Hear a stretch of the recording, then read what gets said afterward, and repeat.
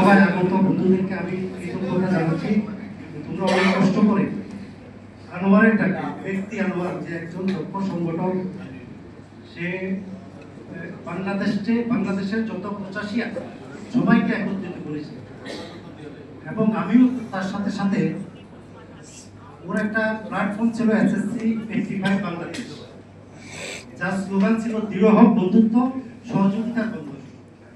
সেই প্ল্যাটফর্মে আমি সংযুক্ত হওয়ার পর থেকে আজকে এই আয়োজনে আমি মনে হচ্ছে আমি অত্যন্ত গর্বিত এবং আমি প্রাউড ফিল করতেছি যে তোমাদের মতো অনেক বন্ধুকে পেয়েছি, যারা আনোয়ারকে স্মরণ করতেছো।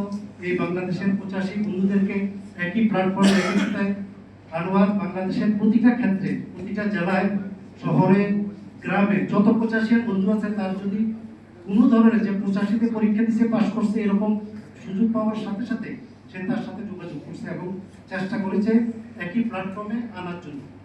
এই জন্য আনোয়ার আমাদের কাছে উজ্জ্বল একটা নক্ষত্র এবং আমরা চেষ্টা করেছি আনোয়ারকে, আমি যতদিন পেয়েছি আনোয়ার একজন দক্ষ সংগঠন হিসাবে আমাদের SSC 85 বাংলাদেশকে বলিষ্ঠ করেছে এবং মানে প্রতিদিনের আড্ডায় আনোয়ার আমার সাথে ছিল।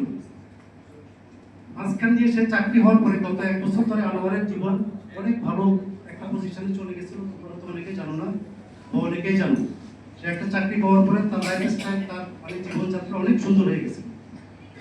সেখানে আমাদের একজন বন্ধু আফজাল মুর্শেদ সহযোগিতা করাতে সেই চাকরিটা দীর্ঘদিন ধরে করেছে। যাই হোক, শেষের দিকে এসে সে একটা সমস্যায় পড়ে, সেই সমস্যায় 85 বন্ধুরা অনেক সহযোগিতা করেছ, বিশেষ করে অ্যাডভোকেট পারভেজ বলেছে, সেটাও মানে আছে। আর আজকের এই আলোচনায় আমাদের যে 85 বন্ধুরা যেসব উদ্যোগের কথা বলেছো আনোয়ারকে ধরে রাখার জন্য, আনোয়ার চেয়ার, আনোয়ার অ্যাওয়ার্ড অথবা যে কোনো কিছু, আমি আমার আনোয়ারের প্রতিষ্ঠিত গ্রুপ থেকে আজকে ঘোষণা করছি আমরা আপ্রাণ চেষ্টা করব আনোয়ারকে ধরে রাখার জন্য, জীবিত রাখার জন্য।